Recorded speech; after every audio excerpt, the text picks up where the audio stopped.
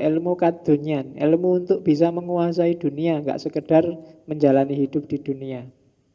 Pertanian, perikanan, dan macam-macamnya itu ilmu keduniaan. Di atas itu ilmu kasepuhan. Kalau ilmu kasepuhan itu kemampuan seseorang untuk menyelesaikan masalah secara bijaksana, apapun masalahnya. Orang yang sudah bisa melakukan ini biasanya sudah disebut kelompok sepuh atau sesepuh atau pini sepuh. Ilmunya namanya ilmu kasepuhan. Dari sisi moral, ilmu kasepuhan paling tinggi. Tapi dari sisi spiritual, di atas itu ada namanya ilmu kasampurnan, ilmu kasunyatan. Yang tidak semua orang bisa nyampe ke level ini. Hanya orang tertentu yang serius, sungguh-sungguh mau menjalani laku. Kalau kasepuhan kadang-kadang dari pengalaman saja bisa, pengalaman hidup sehari-hari, lama-lama juga pengalamannya ngumpul, dia jadi bijaksana otomatis. Tapi kalau kasunyatan, kasampurnan, orang harus menjalani laku dulu. Makanya ini termasuk jenis sastra, jenis pengetahuan yang tidak bisa dibabarkan, dijelaskan ke sembarang orang. Seandainya dijelaskan pun, kalau orang memang belum makomnya, paling cuma dihafalkan. Tidak bisa dijalani. Kalau di Jawa kadang disebut sastro jendro hayuningrat. Ilmu sangkan paraning dumadi. Itu hanya level tertentu yang mampu ke sana. Kayak kita ini mungkin belum makom tapi bisa belajar. Tapi paling banter kita belajar hanya menghafalkan atau memahami teorinya. Begitu dipraktekkan agak berat. Karena memang ini hubungannya sama laku dan kesadaran. Dan itu nanti yang dilakukan oleh Ronggo Warsito. Dia menulis salah satu masterpiece-nya yang luar biasa, yang isinya semacam ensiklopedi kebatinan Jawa. Judulnya Serat Wirid Hidayat Jati. Nanti kita bahas di belakang aja yang Wirid Hidayat Jati karena agak dalam. Kalau nanti waktunya nyampe, kalau enggak ya kita baca aja. Nanti mungkin sesi kapan kita dalami khusus Serat Wirid Hidayat Jati itu. Siapa tahu 1-2 di sini ada yang nyantol besok mau jadi wali. Yo, nah ya kan, paling nggak ngerti teori ini sih, enggak apa-apa. Nanti jadi walinya besok. Paling nggak kan wali nikah apa wali murid. Oke. Terus ya, Ronggo Warsito menulis tidak kurang berarti bisa lebih dari 60 karya dalam jangka waktu 1826 sampai 1837. Itu tahun ya, bukan jam. Nanti 1826 berarti setengah 7 Pak, sampai setengah 7 lebih 5. Nah itu tahun, abad 19 awal.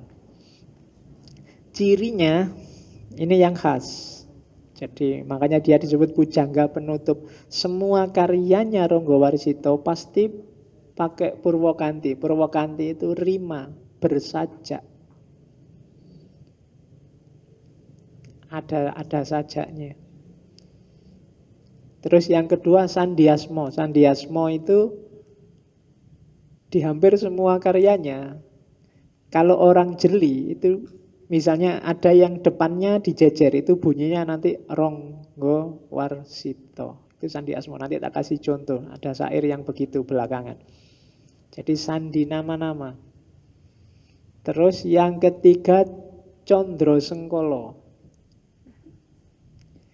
Kadang juga disebut Suryo Sengkolo. Condro Sengkolo itu isyarat tahun. Jadi menyebut tahun itu enggak ditulis Yogyakarta 25 November 2015, tapi pakai Condro Sengkolo. Mojopahit jatuh, Suryo hilang kertaning bumi. Ya, itu Condro Sengkolo. Ada rumusnya. Kalau yang ingin belajar tinggal dibaca di internet. Kalau bagi yang mau, lahirmu kapan, cuma disesuaikan dengan kondisi Condro Sengkolo itu. Karena orang Jawa itu angka 0 sampai angka 9 itu simbolnya banyak. Namanya Dosonomo. Jadi Dosonomo itu Satu kata itu padanannya bisa banyak luar biasa, apalagi angka. Nanti di pelajaran Condro Sengkolo itu misalnya nol, nol itu bisa diwakili kata ini, itu bisa puluhan yang mewakili. Dengan konotasi yang jelek, yang bagus, yang biasa, semangat, spiritualitas itu bisa masuk semua, tinggal kamu pilih. Kamu mau cerita tentang kehancuran, apa kebangkitan, apa kecerdasan, tinggal milih kata-kata yang pas. Misalnya kamu lahir tahun berapa, terus kamu pingin dikenal sebagai apa, bikin Condro Sengkolo untuk tahunmu sendiri bisa. Ada pelajarannya. Atau kamu bisa belajar sendiri, milih sendiri kata-kata yang pas untuk dirimu. Saya dulu pernah bikin zaman saya aliyah yang ngajari guruku aliyah itu, dan bisa, cuma wis lali. Jadi karena sudah lama tidak dipakai Condro Sengkolo, tahun kelahiran, terus momen-momen penting, misalnya tahun sekian saya sunat, nah, bikin aja Condro Sengkolo sesuai tahunmu sunat. Ya mbuh apa kuno sunat waktu mungkin putusnya apa gitu, enggak apa-apa. Tapi bahasa Jawa. Oke. Jadi Condro Sengkolo dan yang terakhir gancaran, jarwo. Jarwo itu semacam keindahan. Ya, bukan sopo jarwo anu itu. Kamu ngerti nih, enggak apa-apa lah jarwo, tapi kan keindahan lagu. Jadi enak kalau dibaca dilagukan. Itu Ronggo Warsito. Jadi ciri-ciri karyanya Purwokanti, Sandiasmo, Condro Sengkolo, gancarannya bagus. Oke, kita jelajahi. Ada banyak sekali serat, tak pilih beberapa, dan dari serat itu pun tak potong-potong. Ada yang tak ambil puisinya, ada yang tak ambil ajaran utamanya. Yang ini silahkan dicari bagi yang berminat, syukur bisa jadi skripsi atau jadi tesis. Serat Pamoring Kawula Gusti. Pamoring Kawula Gusti itu kualitas hubungan antara Tuhan dengan hamba. Untuk mencapai kualitas yang bagus, tadi saya bilang laku. Urutannya laku ada 7 itu. Kalau diserat Pamoring Kawula Gusti. Yang pertama, topo itu bisa kalian artikan puasa, poso, topo. Yang pertama topo jasmani, yang kedua topo budi, yang ketiga topo hawa nafsu, hawa nafsu bahasa Jawa nih. Yang keempat topo rasa sejati, yang kelima topo sukmo, yang keenam topo cahyo, dan yang ketujuh topo urip. Lakukan 7 topo ini untuk menemukan hakikat. Begitu kamu ketemu hakikat, pasti akan mengalami makrifat. Topo jasmani jelas. Mengurangi makan, mengurangi minum. Nggak usah takut kurus, nggak apa-apa. Ya, ngurangi bukan tinggal loh ya, dikurangi. Karena selama ini kita sibuk makan, minum, dan tidur. Jasmaninya nggak pernah istirahat, nggak pernah puasa. 1 bulan disuruh puasa itu pun terpaksa kan. Kalau bisa sebaiknya ndak kan gitu. Tapi topolah jasmanimu. Wong ngaji aja masih sempat mikir minum kan kalian. Ya, tapi ndak apa-apa, monggo diminum kalau yang mau minum. Jadi topo jasmani. Yang kedua topo budi. Kalau topo budi itu ya, kalau tadi jasmaninya yang dikendalikan, sekarang akhlaknya. Berakhlak yang baik, yang terpuji, menghindari akhlak yang tercela. Itu topo budi. Puasalah akhlakmu. Tidak usah tanya yang tercela apa saja, yang terpuji apa aja. Kamu sudah ngerti kok. Untuk urusan ini sebenarnya orang tidak perlu belajar. Asal pikirannya waras, akalnya jernih dan sehat, pasti ngerti. Iya, kamu ndak usah, Pak, saya belum belajar, Pak. Ini filsafat etika dulu baru bisa, Pak. Ndak. Wis ngerti. Asal pikiranmu jernih mesti ngerti kalau bohong itu jelek, kalau curang itu jelek, makan haknya orang lain itu jelek. Nggak harus kalian baca buku tebel-tebel, nggak harus tanya kemana-mana. Tanya aja ke pikiranmu yang jernih, hatimu yang jernih pasti ketemu. Dan jalankanlah, yang penting cuma itu sebenarnya. Wong kamu sejak MI juga sudah diajari oleh gurumu kan, mana baik, mana buruk, tinggal dijalankan. Godaan banyak, ingin jujur aja godaannya. Wah, kalau jujur nilainya nggak bisa A besok, Pak. Itu kan godaan sebenarnya. Dan kamu kalah dengan nilai A. Kamu kalah dengan ijazah. Kamu kalah dengan pacar. Pacarmu itu nggak usah kamu gombali, mungkin juga masih mau kok. Ngapain dadak dibohongi pakai gombal? Ya, jujur aja lah, ndak apa-apa. Kalau pacarmu tanya, Mas, aku paling cantik ndak? Kalau paling sih mungkin ndak. Tapi kan jujur namanya, yang lebih cantik banyak. Nah, cuma yang mau cuma aku kan gitu. Oke. Nah, ya kan jujur kan, kamu sering membiasakan diri ndak jujur sih. Nanti jadi masalah loh. Nanti kalau kamu putus, lu katanya dulu aku paling cantik. Lu ndak. Dulu kan aku bilangnya kalau paling cantik ndak. Lah ada yang lebih cantik ya aku ganti no kan gitu. Itu karena jujur jadi dia ndak terlalu sakit. Kalau kamu bohongi terus yang paling cantik rame mesti. Oke. Karena kesusahanmu itu biasanya kamu sendiri yang nanam, yang bikin susah. Terus yang ketiga, topo hawa nafsu. Ini pengaruh sufisme Ghazalian sangat tampak, bahwa orang harus mengendalikan 4 jenis nafsu. Aluamah, ya kalau bahasa Arabnya lawamah, amarah, sufiyah, dan mutmainnah. 4-4-nya harus dikendalikan, jangan bablas. Dikendalikan itu bukan berarti dimatikan loh ya. Aluamah itu kalau di Ronggowarsito simbolnya perut, pusatnya ada di perut. Hubungannya sama makan, minum, tidur, dan yang sejenis itu. Kalian tetap harus makan, minum, tidur, tapi jangan bablas. Harus ngerti batas. Jadi aluamah ya, karena nggak ada ini kamu nggak bisa hidup dong. Tetap makan, tetap minum, tapi harus ngerti batasnya. Syukur-syukur sebelum batas sudah berhenti. Nabi bilang berhenti sebelum kenyang, bukan berhenti sebelum kekenyangan. Ya, kalau ada tanda-tanda, wah sebentar lagi kenyang ini, berhentilah. Tidak usah tanya alasannya apa, nanti hikmahnya banyak. Kalau Nabi yang ngomong. Yang kedua amarah. Amarah itu kalau di Ronggowarsito simbolnya telinga. Marah. Angkara murka. Orang harus punya nafsu ini. Biar ada semangat, gairah, tapi jangan bablas. Kamu harus punya api dalam dirimu. Kalau tidak gitu kamu kehilangan semangat, kehilangan gairah, tidak kreatif, tidak agresif. Tidak pingin maju, harus pingin maju. Tapi jangan diumbar amarah ini. Kalau diumbar nanti kayak api. Kecil jadi teman, besar jadi musuh. Jadi kendalikan amarahmu.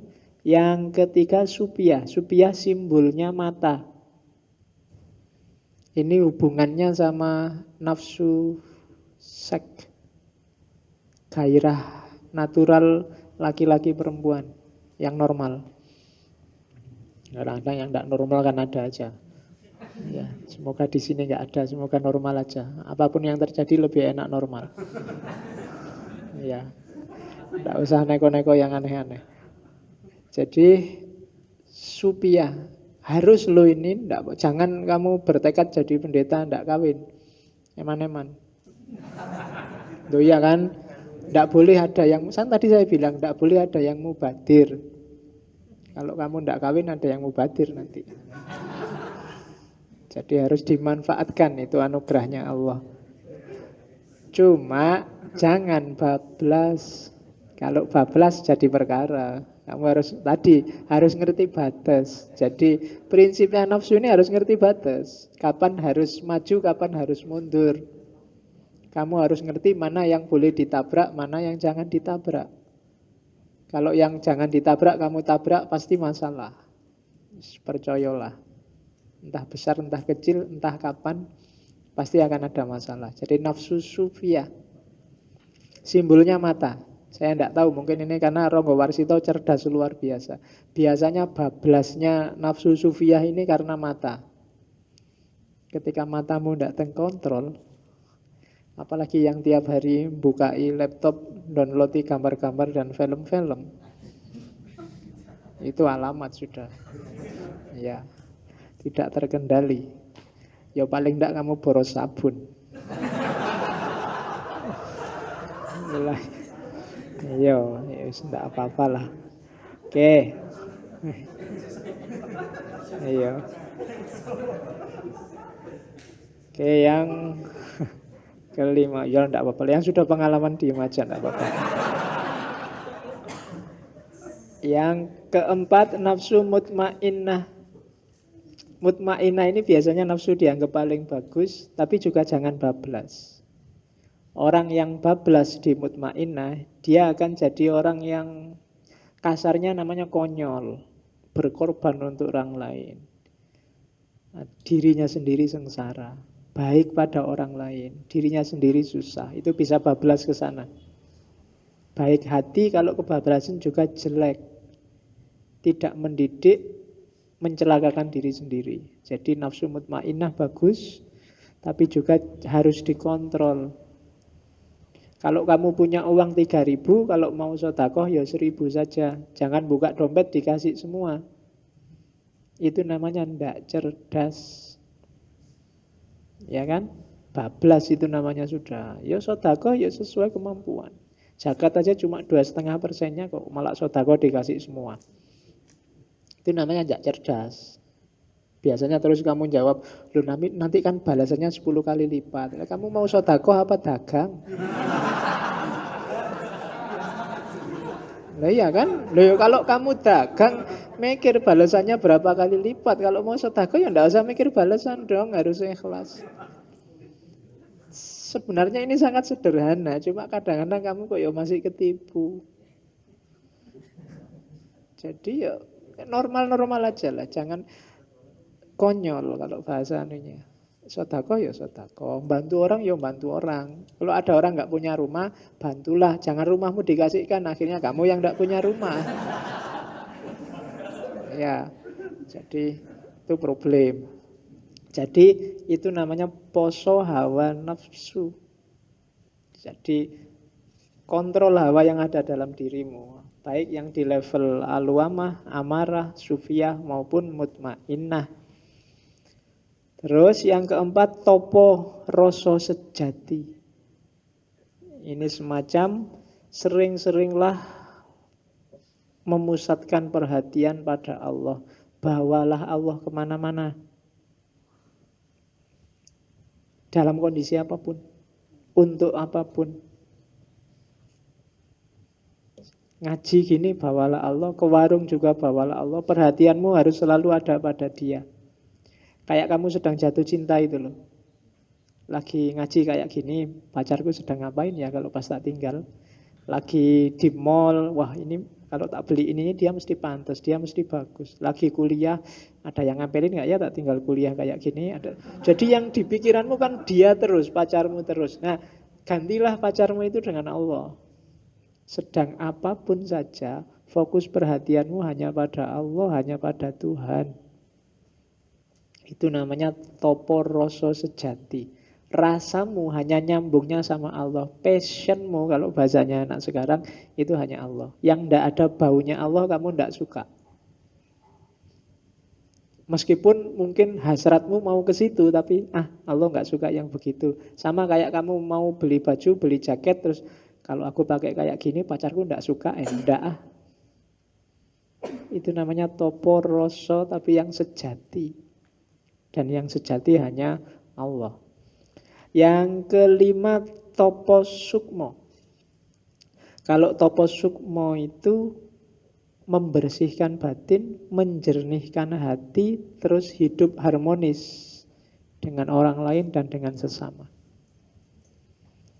Jadi gimana caranya kamu harmonis, tidak menang-menangan, tidak juga jadi kalah-kalahan, tidak zoliman au mazluman, tidak zolim, tidak juga diam saja kalau dizolimi. Hidup yang harmonis. Kita bagian dari alam semesta, tapi juga jadi khalifahnya alam semesta. Menyeimbangkan kedudukan sebagai hambanya Allah, tapi juga sekaligus wakilnya Allah di muka bumi. Itu topo sukmo.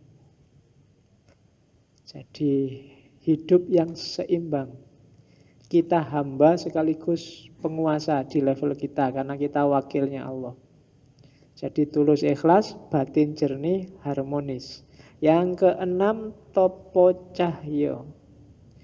Ini levelnya lebih tinggi lagi. Begitu nyampe di level topo cahyo, semua kilauan dunia sudah nggak nyantol lagi di batin kita. Saking cintanya kita sama Allah. Jadi segala cahaya duniawi tidak lagi menarik buat kita. Satu-satunya yang menarik hanya Allah. Dan puncaknya adalah topo urip. Ketika hidup kita 100% sepenuhnya kita pasrahkan pada Allah. Bahkan di level beberapa sufi yang filosofis sampai aku hilang, yang ada hanya Allah. Sehingga kadang-kadang tercetus satohat ana al-haq. Akulah Allah, karena aku yang manusia itu sebenarnya tidak ada. Aku ada itu tidak ada. Yang ada aku Allah. Dan itu level paling tinggi, namanya topo urip. Semakin tinggi kualitas kita, ya pamor ring kawula Gusti semakin bercahaya. Pamor itu kan semacam ada cahayanya. Semakin level kita naik, ya semakin cahayanya terang. Jadi kalau kita hanya bisa topo jasmani, ya cahayanya mungkin tidak terlalu terang. Topo budi lebih terang, topo hawa nafsu lebih terang lagi, terus sampai level paling puncak topo urip. Ketika topo urip yang tersisa hanya cahayanya saja. Nah, itu serat pamoring kawula Gusti.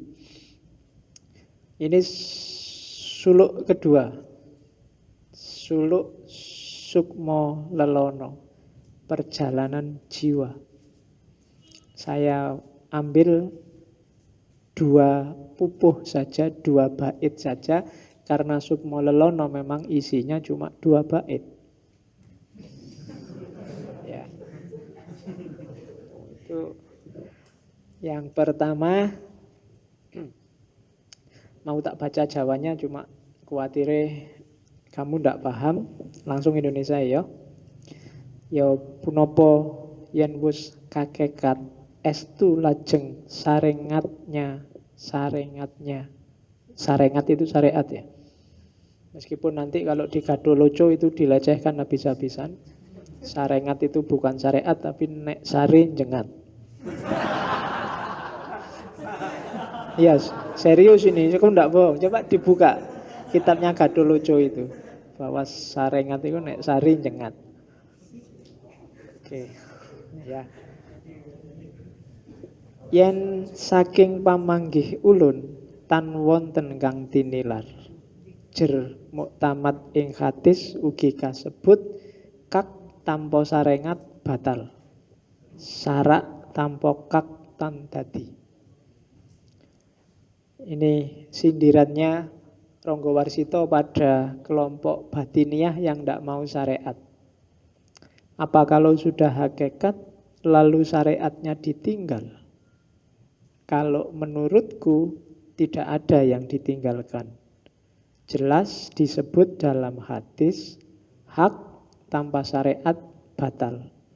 Syariat tanpa hak tidak jadi. Jadi ini pelajaran dari Ronggo Warsito bahwa Sedalam apapun ilmu batin kita, syariatnya nggak boleh ditinggal. Sholat, wirid, zakat, puasa yang nggak boleh ditinggal. Kamu nggak boleh, makomku kan wis dhuwur, nggak butuh sholat lagi. Ronggo Warsito aja yang ahli kebatinan sampai puncak juga bilang syariat nggak boleh ditinggal. Nggak boleh batin saja, harus ada lahirnya. Bahkan nggak cuma syariat dan hakikat, levelnya 4. Jadi paran Gusti yen kapisah temah mangke kakalihira sisip. Kang lempeng taksih ing kawruh sakawanira tunggal ngelmuning hyang sarengat miyang torekot kakekat miwah makrifat punika kamil abdoli. Jadi menuju Tuhan, jika terpisah keduanya, syariat dan hakikat terpisah, malah akan kehilangan keduanya. Yang syariat saja atau yang hakikat saja sama-sama nggak akan dapat apa-apa. Kamu yang syariat saja tanpa hakikat itu formalitas, ibadahmu kayak orang olahraga. Kalau kamu hakikat saja tanpa syariat, itu sama kamu tiap hari apel, tiap hari SMS, tapi tidak jatuh cinta. Nggak ada gunanya.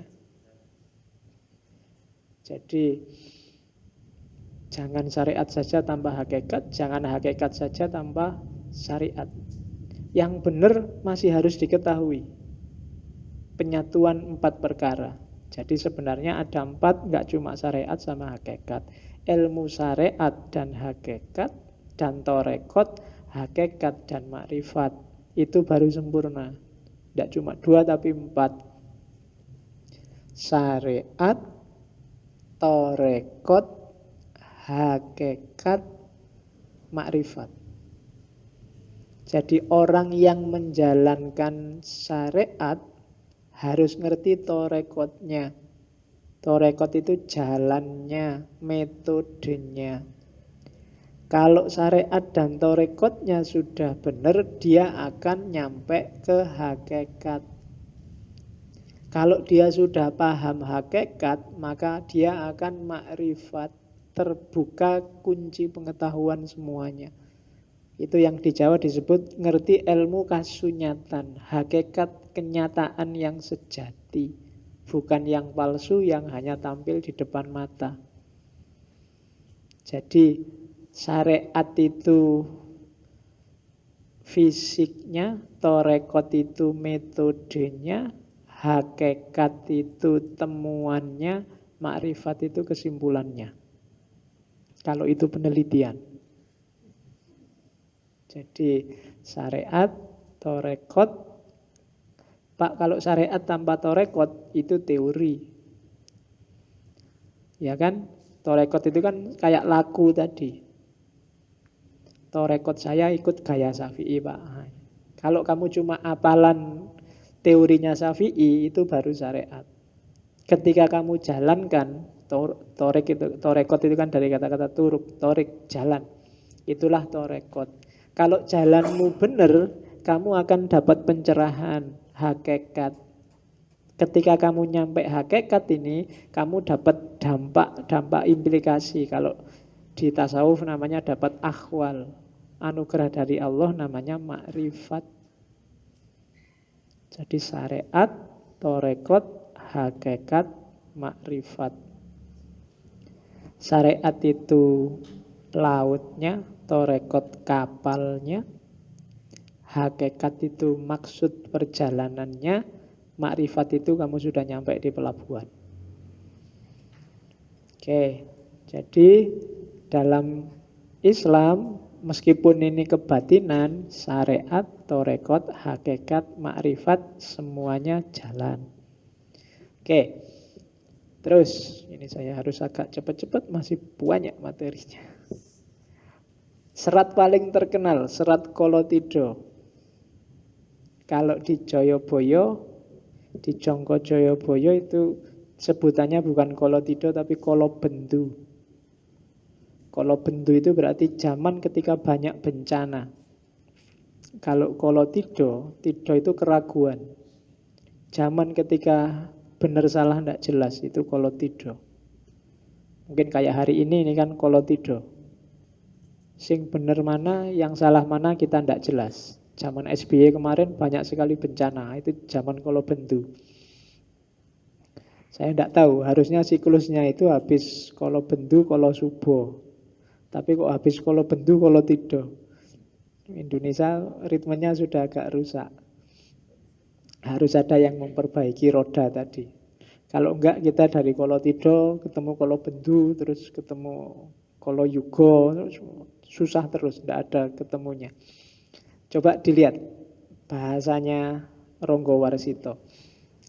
Ratune Ratu Utomo, patihe patih linuwe, pranayaka Tias Raharjo, panekare becik-becik parandene tan dadi paliasing kolobendu. Mandar mangkin andadara, rubedo angribeti, beto-beto arjaning wong sak negara. Negara sebenarnya aparatnya luar biasa. Rajanya itu raja yang utama. Kualitasnya luar biasa. Kurang apa Jokowi. Iya. Patihnya juga, patih linuwih. Patihnya sangat berkualitas. Mbuh patih iki sapa? Jokowi apa Setyo Novanto apa sapa lah. Itu kan orang berkualitas semua, doktor KB, ada yang profesor. Semua anak buahnya baik, menteri-menterinya, staf-stafnya, coba dicek, tidak ada orang bodoh sama sekali. Namun segalanya tidak menjadi penawar kolobendu. Adanya mereka yang dahsyat semua itu tidak jadi sebab hilangnya segala kerumitan. Bahkan semakin berkembang, bahkan jadi sumber masalah. Karena kadang-kadang wong pinter itu bisa jadi sumber solusi, sok-sok juga jadi sumber masalah. Kalau nggak percaya, coba kamu punya organisasi terus rapat. Kalau pengurus organisasi pinter semua, rapatnya mesti suwi. Semua usul, nggak selesai-selesai. Akhirnya keputusannya rapat, ditunda untuk rapat berikutnya. Jadi rapat lama-lama kesimpulannya untuk rapat lagi. Kadang-kadang enak sing bodoh-bodoh ngono wae diajak apa wae manut. Gini ya, ya. Ya, pinter ki malah nyusai. Kerepotan-kerepotan makin menjadi. Lain orang, lain perilaku anggarannya. Yang mahasiswa punya anggarannya sendiri, yang dosen punya angkara murkanya sendiri, yang buruh punya angkara murkanya sendiri. Jadi kejahatan ada levelnya sendiri-sendiri. Kejahatan level menteri, kejahatan level ketua DPR, kejahatan level wapres, kejahatan level mahasiswa. Semua punya gaya sendiri untuk angkara murka. Itu zaman kolotido. Dan ini yang bikin sumpek Ronggo Warsito. Zaman dia, ketika dia tadi dipepet habis-habisan oleh Pakubuwono IX. Kata dia, amenangi zaman edan, ewuh oyo ing pambudi. Melu edan nora tahan, yentan melu anglakoni, boya kaduman melik. Kaliren wekasanipun. Dilalah karsa Allah, bekja-bekjane wong kang lali, luwih bekja kang eling lan waspada. Ini bait yang paling terkenal dari Ronggo Warsito. Mengalami zaman edan memang serba repot. Ikut edan tidak sanggup. Kalau tidak ikut, tidak mendapat apapun juga. Bahkan bisa kelaparan. Namun sudah menjadi kehendak Tuhan. Betapapun untungnya, bagaimanapun beruntung orang yang lupa, lebih beruntung orang yang senantiasa ingat dan waspada. Ini pujangga yang bisa kayak gini. Kalau kita agak susah. Kalau kita nggak korupsi karena nggak ada kesempatannya. Ya. Jadi Ronggo Warsito mengeluh. Zaman edan, kalau saya ndak ikut edan, ndak kebagian apa-apa. Tapi kalau saya ikut edan, nggak tahan aku. Kalau aku ndak korupsi, terkucil aku. Tapi nek aku korupsi, ndak kuat. Kalau kita kan nggak. Kalau kita nggak korupsi, terkucil aku karena nggak ada kesempatannya. Kalau dapat kesempatan, ngalah-ngalahi yang kemarin korupsi. Jadi zaman edan bagi orang baik-baik pakai bait ini. Bagi para pujangga yang jernih, dia pakai bait ini. Saya tidak tahu kalian layak nggak pakai bait ini. Karena biasanya ganjelannya yang bagian itu tadi, melu edan ora tahan. Ya kan? Opo yo kalau kalian ikut edan tidak tahan. Jangan-jangan DNA-nya sudah DNA edan. Ketika tidak edan kamu nggak kuat. Harus edan. Karena kalau para pujangga alasannya ndak kuat aku. Jane ya iso wae dia ikut edan tapi ndak kuat saya edan. Tapi kalau ndak ikut kok ya ndak dapat jatah apa-apa, terpinggirkan. Tapi sudahlah,